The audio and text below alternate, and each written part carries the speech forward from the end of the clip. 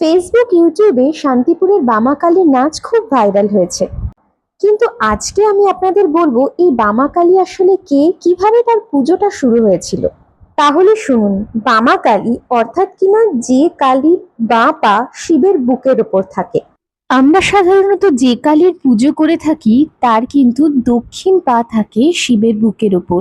এইটাই হলো দক্ষিণা আর বামাকালীর পার্থক্য।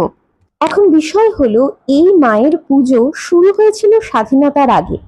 কয়েকজন সশস্ত্র বিপ্লবী এই পুজো শুরু করেছিলেন। মুশকিল হলো তাদের এলোপাথারি খোঁজ চলছিল এবং পুলিশরা জানতো যে সেই দল কিন্তু বামাকালীর পুজোই করে থাকে, তাই সেটাই একটা চিহ্ন হয়ে গিয়েছিল।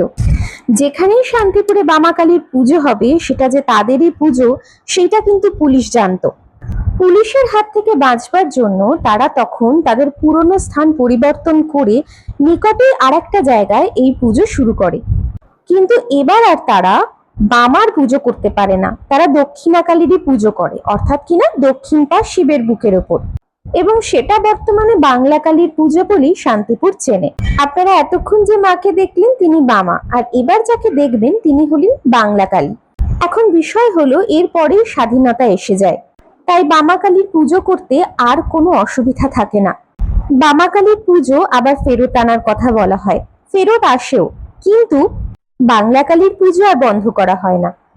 এভাবেই বাংলা এবং বামাকালীর পুজো শান্তিপুরে হয়ে থাকে। আশা করি আপনাদের গল্পটা খুব ছোট করে বুঝিয়ে দিতে পারলাম। ভিডিও যদি ভালো লেগে থাকে তাহলে অতি অবশ্যই কিন্তু আমার চ্যানেলটাকে সাবস্ক্রাইব করে দেবেন। তবে হ্যাঁ, এবার বামার বিসর্জনে মেয়েদের সঙ্গে কিছু কুরুচিকর ঘটনা হয়েছে বলেও শুনেছি। এমনটা কখনোই কাম্য নয়। পুজো হচ্ছে মা কালীর, আর সেখানেই যদি মেয়েরা অসম্মানিত হয় তাহলে কিন্তু সেটা অত্যন্ত লজ্জাজনক ও খারাপ। আশা করব শান্তিপুরের মানুষ তাদের এই আবেগ, তাদের এই পুজোকে কলুষিত হতে দেবেন না। মায়ের পুজো, শক্তির পুজো হবে সুষ্ঠু মতন।